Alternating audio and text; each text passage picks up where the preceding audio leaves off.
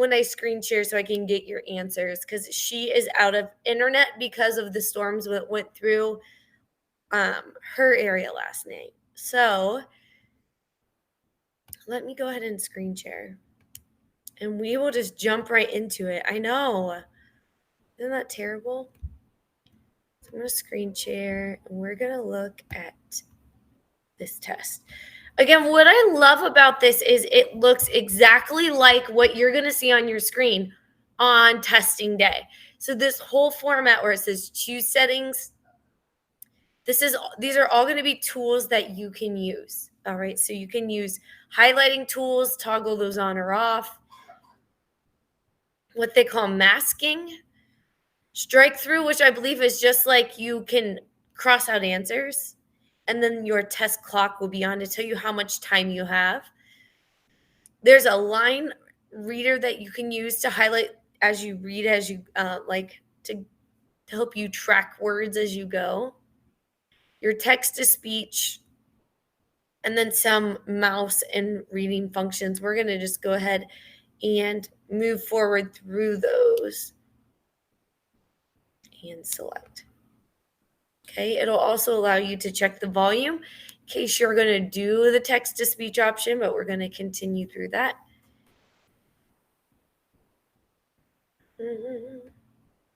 Skip that check, and we're going to go here and click begin test now.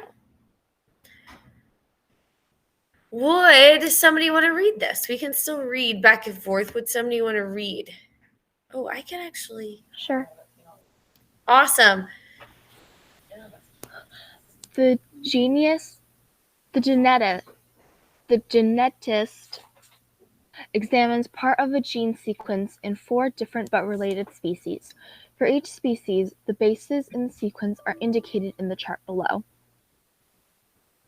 Good. She then determines that the common ancestor of these 4 species has the DNA strand of ACCTAGGTGAGC. Based on the data, which species is most closely related to the common ancestor? All right, so let's talk through what we're going to do here. What are we looking at? What do the letters tell us in this question? What do the letters tell us? Yep, I believe everybody has to take this. Okay. What are we looking at? Somebody tell me what we're looking at when we see, yes, we're looking at DNA. So we start seeing those letters and we're like, these are the nucleotides of DNA. All right. How many species are we looking at? Good. So we've got 4 species and 4 different strands of DNA. And so what is the question asking us? What are we supposed to find out? That's always what helps me eliminate stuff.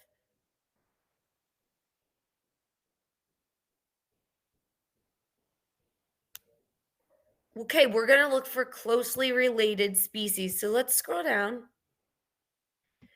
And it says she then determines the common ancestors of these 4 species has a DNA strand of this. Okay, so we're looking for which is most closely related. Somebody tell me what we're going to do next. Do we have, let's see, if I have do I have a highlighter tool? I feel like I do. That allows you to write things down. What does this masking do? I don't know. With the masking tool, you click and drag and it makes a black box. Oh, to get rid of stuff? Didn't I say that we had a highlighter? Not exactly to get rid of, but the masking tool, it just makes it so you can't see it, but it's still there. Okay. Perfect. All right, so let's just look through this. So we're going to look at this DNA, and we're going to try to find which one might be the closest related. So I'll just off the top of your head, what do you think? Number 2. Why do you say number 2, Jonathan? Looking at the pattern, I could say that there's a T missing. It has an A. There, G, T. Yeah. I love it. So what Jonathan is saying is that he found that the species number 2 has the same nucleotide or a very similar nucleotide pattern to the DNA strand that we're looking at. Who else agrees with Jonathan? Everyone is agreeing with you. So let's do this. Let's go into the test. We're going to click 2. And then what we are able to do on the practice test is we're able to check our answer. So you can hit mark for review. I believe score item. Mrs. Rivenhouse? And look, you got the answer correct. I would not even do that for my own end, unless otherwise. Okay. By not doing my own practice testing today, I'll have to be. I'm booked still on some other stuff. Okay. Unless I can exactly look through everything. No problem. All right, Luna, do you want to read this question for us? Yeah, I can. Scientists examine the biodiversity at locations throughout the world.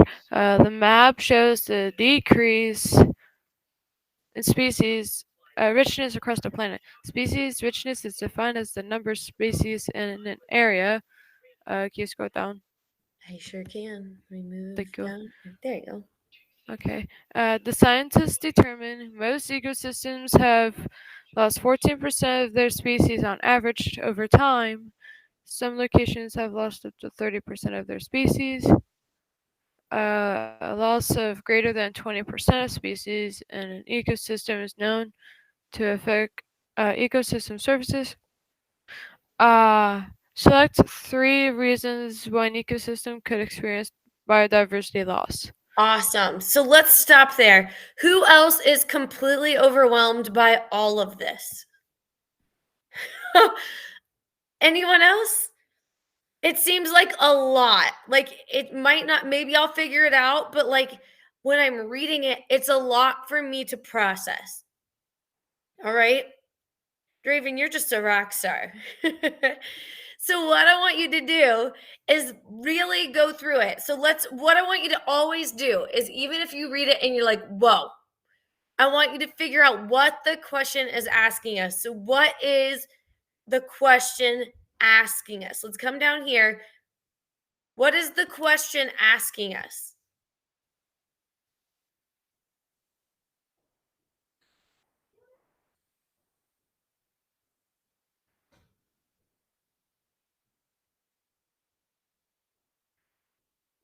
Yeah. Biodiversity loss. All right, so it's right here. Select 3 reasons why an ecosystem could experience biodiversity loss. So I, in my head, am thinking, why could an ecosystem experience a loss of biodiversity? Let's do a dissection. Let's pretend you don't remember what biodiversity is. What does bio mean? Slice that word up. Bio means life. And what does diversity mean? Land. Kind of. Is an area. A little bit. Think about diverse. Diverse. If there's a diverse array of something, there means that there's a lot of different. Everybody type yes. I like that word, Luna. Everybody put diverse equals different. Okay, so biodiversity means that there is a lot of different life. So we're asking why an ecosystem could experience a loss of biodiversity, which means maybe the amount of species in a population decrease. So before we even answer the question, I want you to think in your head, well, why would animals start disappearing out of an ecosystem? Start telling me in chat. Why are some reasons that they could start disappearing? Like the bunnies in my backyard. Why would they start disappearing? Lack of food, hunting. Good. What else? Predators. Weather changes, right? Maybe their food changes in abiotic factors. I love that, Tori. Yeah, so we know that there are things that can happen, like their food source, an increase of predators. I like that she said abiotic factors because it could be something like people come in and start cultivating the land and their habitat starts to get crazy. You're right, there could be a parasite or an invasive species that comes in. All right, so this is what I want you to do on the test is start thinking about what you know about this topic. We know a lot about this topic. So now let's look back at the question. We're looking for 3 reasons that an ecosystem could lose its biodiversity. Let's look at the map. All right, this is the map of the world. It tells us it's the map of the world. And the map shows the decrease in species richness across the planet. All right, so this is where a 0 to 32% scale. So scientists determined that most ecosystems have lost 14% of their species. Some locations have lost up to 30, and a loss of greater than 20% of the ecosystem is known to affect the ecosystem services. So let's look down. Which of these can we just get out of the way? Seasonal change from winter into summer. Do you think that's a good one or no? No, right? Because that seems like a normal thing. That's like a normal operation, right? Like that happens all the time. So why would that affect our animals? Let's look at the next one. Land development for increased agriculture. What do you think there? I think that could be an answer too, right? Because the land development, that could be changing a habitat. So we'll give that one a hypothetical check. Population cycling among predators and their prey. I mean, that's pretty normal, right? In a population, the predator-prey relationship is going to always be there. So let's look increased commercial fishing to meet human population needs. Yeah, like that's hunting, right? That's increased. When you see fishing, we can just say that's increased hunting. That could change something. What about fragmentation of viable habitat during urban expansion? Even if you don't know what fragmentation is, this is where I might use that masking tool. Get rid of that word. Blip. I can't even use it right. Get rid of that fragmentation. Viable means good habitat. And we know urban expansion means like humans, city expanding. Do you think that could be one of the answers? Good. I think by reading those and figuring out what is normal and what is not normal helps us rule those out. So let's go check our answer. Score item. And we are awesome. Perfect. Let's move to the next question. Who would like to read? Want to have Lizzie read again? And then we'll switch.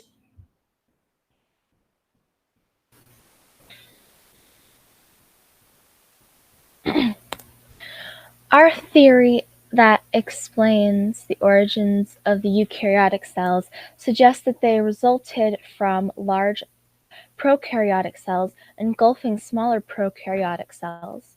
These smaller engulfed cells then contribute to the homeostatic needs of their new hosts. Which observation supports this theory? Mitochondria have their own DNA. The endoplasm reticulum is enclosed by a membrane. The plasma membrane consists of a phospholipid? Phospholipid bilayer. The arrangement of the parts of the cytoplasm gives the cell its shape. Good. Good. So we're talking about cells. I want you to tell me what is different between the eukaryotic cell and prokaryotic cell. Those were tough words. You did a great job, Lizzie. Those were a bunch of tricky ones. Tell me the difference between a eukaryotic cell and a prokaryotic cell. Absolutely. Eukaryotic cells that you are made of have a true nucleus and membrane-bound organelles. What about prokaryotic cells?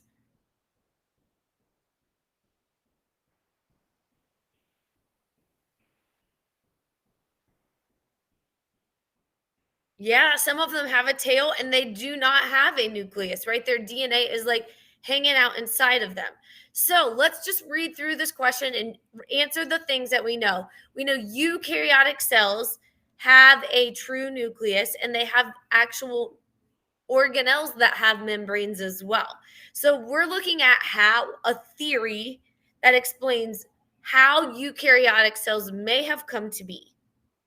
So this theory is saying that maybe a large prokaryotic cell engulfed a smaller prokaryotic cell. All right, and that became a part of it. Homeostasis just means at equilibrium. So it was like it ate this smaller cell, and then all of a sudden it was like, this is making life easier. Which one do these have a good idea to support it? Mitochondria have their own DNA. What do you think? Thumbs up or thumbs down?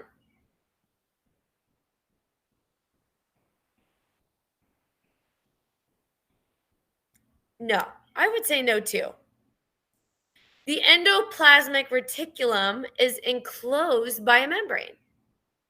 So it's saying one of the other organelles has a membrane. So maybe that was another cell, potentially. What do you think? Maybe. Let's not rule that one out. What about the plasma membrane? Consists of a phospholipid bilayer.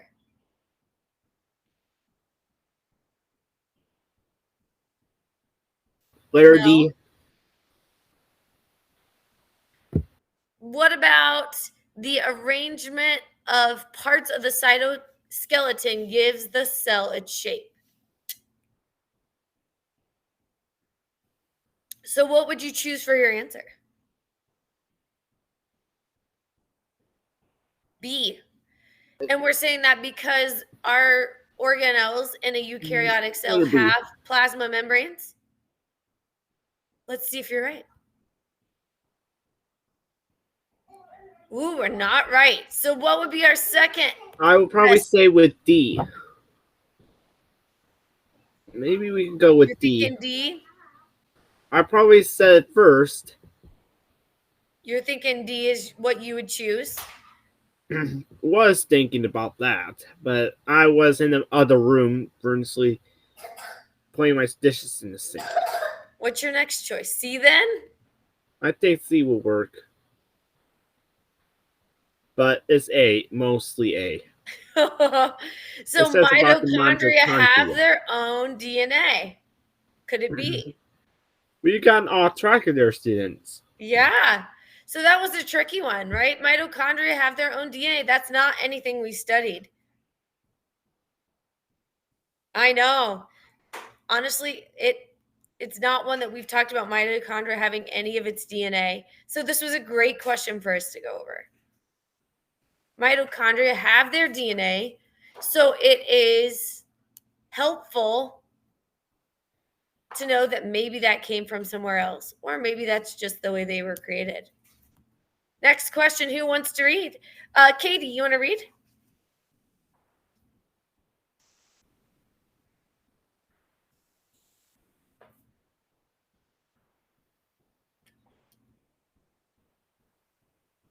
Oh, you changed your mind. Are you sure?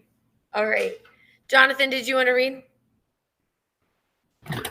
Warriors are small insect-eating birds common to North America. Several closely related species were evolved approximately 2 million years ago during the period between the advance and retreat of large glaciers, which statement explains how the glacier activity with the formation of these species.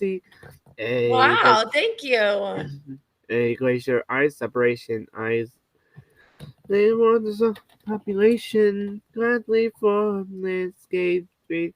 Habitats where water population meets its peak up for that for B. Glacier ice limits water access to resources. There's a decreased carrying capacity is for C. D. Go ahead.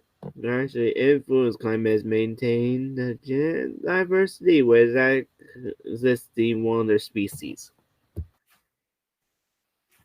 Wow, that was impressive. A little musical number. Wow, I don't think I could do that myself, Jonathan. That's very impressive. Your own musical number and reading. Thank you so much. So, yes, guys, we're just reading through these together. We're doing a practice test together and trying to kind of work on our test taking strategy as well as our bio information, because what this is helping us do is think about how we're going to process these questions as we see them on our test. So let's look at this again. What is the question that is being asked of us? What are we getting asked about? What is the question to answer? A question about glacial activity. Explain how glacial activity led to the formation of specific species. So, I'm going to read this again too, because I was listening to your musical number so much I didn't comprehend all of that. So warblers are a small insect eating bird that are in North America. All right, so we've got a small bird in North America. Several closely related species of warblers evolved approximately 2 million years ago during the period between the advanced and retreat of the glaciers. So we're looking for a statement that explains how that activity of the glaciers led to the potential formation of these species. So glacial ice separated and isolated warbler subpopulations. Glacially formed landscapes created new habitats where warbler populations mixed. Miley, your cat just ran in. Glacial ice limited warbler access to resources, resulting in decreased carrying capacity, or the climate maintained the genetic diversity within the existing warbler species. Tell me what you're thinking.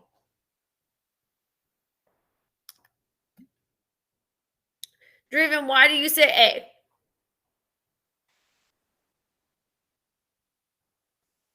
I don't know. Maybe you'll hate me for asking. D. Someone says D. Before you answer the question, let's look back at the word sentence. Like the warblers are small insect-eating birds, right? Several closely related species evolved approximately 2 million years ago during the period between the advance and retreat of large glaciers.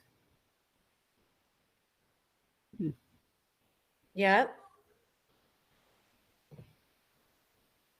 So they were related species. That's a clue. Yep. I agree. What do you think? Sorry, what I was thinking is that just Like we went over how like environmental changes like earthquakes and such can like isolate parts of species, then those isolated parts have to evolutionize to better fit, I guess, their side of the environment. Yeah. That's what I was thinking for A, since it says the retreat will advance and retreat, so that means the ground is moving, Yeah. probably isolating a part of it. I like that. I would like go that. B with on that part. I agree. So I would say those of you that are saying A and B would be good choices, right? And this is how it's going to be with a lot of them. It's not always that there's not two good choices, but it's going to be what is the best. So I understand exactly what you're saying with glacial ice retreating, and that's a new habitat. Part of me is wondering too, Draven, if it isn't B because it mentions basically the same ish thing, but it mentions that new habitat. If it goes with it, but I would go with A on that. All right, let's take a poll and then we'll decide A or B, and then we'll see. Then we'll see. 'Cause It this is your talks test, about not the mine. retreat. All right, I'm seeing more for B come in, so let's give it a whirl. Not correct. So let's try A. See if. Dun dun dun dun. Talks about Awesome. Yep. So what happens is exactly this is the redfish, greenfish. This is redfish, greenfish. Okay. And what is happening is they got isolated. Those fish, remember, they got like swept up and were in their own little pond away from their population. And then that's where they had to change and adapt to their environment. And that is where the new species were created from. Draven, thank you for getting on and explaining your processing of that. And everyone that chose B, I'm glad that you chose that too, because I think that how they talked about the creation of that new habitat made you again think that the same line of thought. So I like both of the lines of thinking for there. All right. And if we think like this on our questions, what's going to do is maybe we'll get some wrong, like if you would have chosen B there, but it's going to help us make more correct answers overall. Okay. Who wants to read this question? I will. Wait, whose turn is it though? Jonathan just read the last one. Is it It's- Luna's turn? But you Yeah. can read. But you can read Miss Bush. I'm sorry, said Dad. But you can read. All right. And the other one. All right. I think you start here, and then this will be the question. And do I scroll? Nope. Okay. So let's read Alright. this part and the top part of 5, maybe. All right.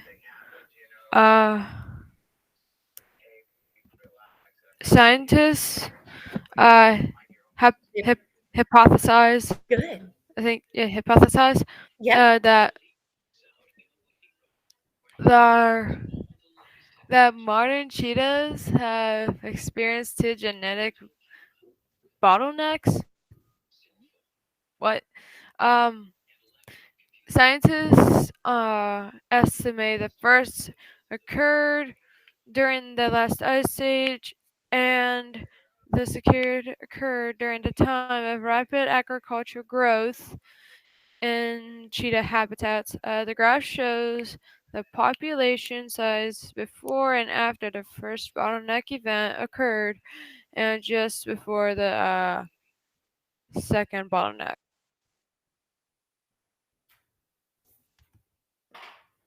Perfect. So, what is happening here? We're talking about what?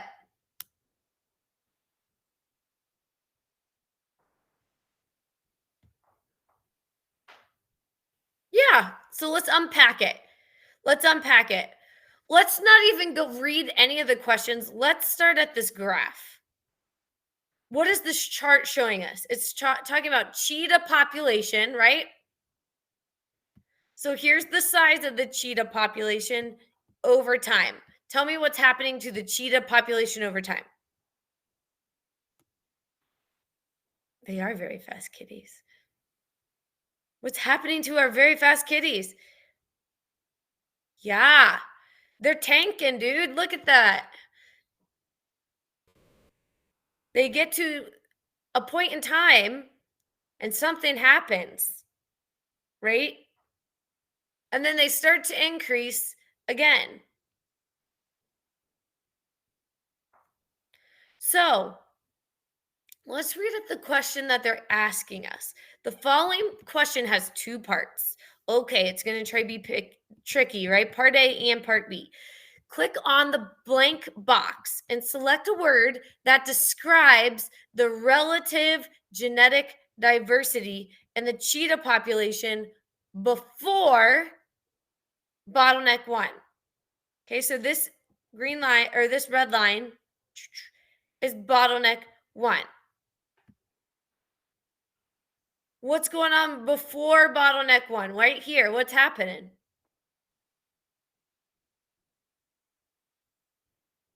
What's happening right here? Before that first red line. Yeah, good steady stream of cheetahs, right? The population size is high. It's probably at its carrying capacity. What's the carrying capacity? Who remembers what carrying capacity is? Yeah, the constant number of cheetahs that an environment can hold, right? So this is population is probably going up and down by a few right here. This is right about what all of the cheetahs that a certain ecosystem can contain healthily. So before bottleneck 1, let's look at our choices now that we know. Is it high, low, or high, medium, or low? I would go with high on this one. Why are you going high, Jonathan? Because it is high.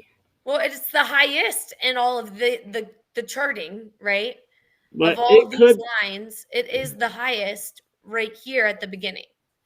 So I think that's a good answer. What happens after bottleneck event 1? down. It's going plummeting. So what do you think we should put there? High, medium, or low? Well, Low. All right, everyone's saying low. So let's go low. Part B. It says select 3 statements that explain how bottleneck event 2. All right, so bottleneck event 1 made our population go down. So what are we going to guess about bottleneck event 2? What do you think it's going to do to the population again? Yeah, I'm going to guess this bottlenecking is going to make it get low again. So select 3 statements that explain how bottleneck event 2 may have affected cheetah's ability to adapt to an environmental condition. If their population is going down, are they adapting well?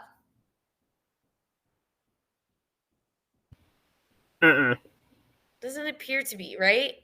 Whatever seems to be happening in these events seems to be something that they don't adapt to quickly. So let's look.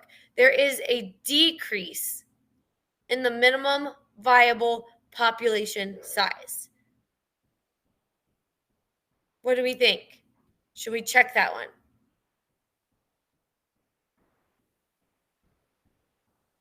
Getting some no's, I think. Let's read more. There is a lesser chance of genetic uniformity due to inbreeding. What does this mean?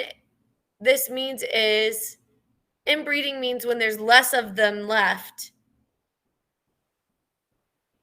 they're breeding with their relatives, basically. Does that make sense? So there's not as much diversity because you're creating new populations from the same old population. Does that make sense? Okay, so let's keep looking at reading. there is a greater chance of species surviving a genetic disease.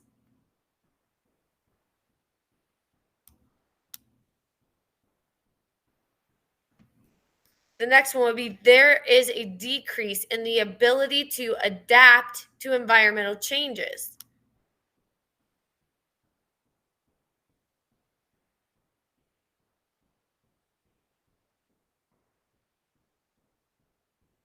And then there is a greater chance of a harmful recessive gene impacting the population. So what we need is we need 3 statements that tell us how that bottleneck number 2 affect the cheetah's ability to adapt. What is going to make it harder for them to adapt? Somebody tell me one that you want us to check. Which is one we know we need to check that we like, or like, yes, we like that.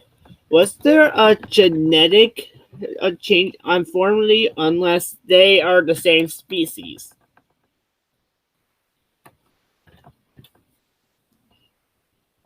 So which one are you saying, Jonathan? Let's say 1, 2, 3, 4, 5. Let's name them 1, 2, 3, and 4, and 5. Everyone's saying 4. Well, not everyone. I'm sorry. A lot of you are saying 4. There is a decrease in the ability to adapt because of environmental changes. All right, let's put that. Was there a lesser chance of genetic informity due to inbreeding? I don't think that's a bad thing. Yeah, because there are less cheetahs, Jonathan's saying. They're breeding within each other, and so they're becoming more alike. Okay. What would be another one we want to try? Greater chance of a harmful rest gene impacting.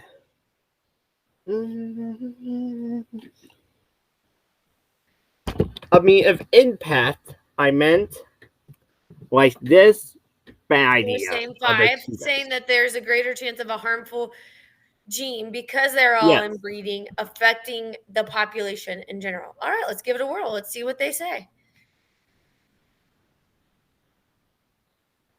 All right, so we got the first one correct. We don't have the second one quite there. So let's look. What one do we want to change? We'll probably change with something that was increase the minimum population size. So I think that could be a good one. There is a decrease in the minimum viable population size. There is a so there is if that's saying there used to be a lot, now there aren't as many. It's impacting a smaller population. Is that what you're saying? I think so. Okay, so which one should we uncheck? Lesser chance. Which one should we uncheck? Uncheck the second one and bring it to the first one? We can uncheck it though. Let's Yep, see. we can uncheck it. There we go. See if that helps us. Dun, dun, dun, dun. Yeah, that's the one. Good job, guys. These are hard, and you're doing a great job. Anyway, so because there's a smaller population size in general, it's going to be, we're already more on the struggle bus. Does that make sense? Because we've got a smaller population than we originally started with. It's already kind of setting us up for things to be difficult. All right, then because there is a decrease in the ability to adapt is because there is a smaller population, and because they're genetically similar, that also is telling us that there could be a harmful recessive gene that presents itself, and it could have a greater effect on the population. You guys, this is so fun. I mean, maybe it's not fun for you, but I love being able to do this with you because this is just like you are taking the test and we're doing it together. And what I want to keep doing this for is because I want you to hear me. I want you to get so good at hearing me in your head that when you take this test, you're like, all right, Mrs. Rittenhouse would say, what is the question? Right? Take away all the stuff. What is the question? What are not the answers? All right, so if we do this enough together, you're going to feel like when you sit down to take this test on testing day, that you can hear us navigating through these questions together. Ultimately, guys, when you read the question, I want you to try to come up with the answer in your head first. Answer it first in your head and say, what do I think the answer would be? What do I know about this stuff? I want you to shift all the papers to the front of your brain of what do I know, and then look at the answers. Does that make sense? Because then that's going to help you pick the right answer and have confidence in it without looking at all the confusing information that they're throwing at you at the same point. Are there any questions? I know we're running a little late, but I feel like this was really good. Do you feel like this helped you today?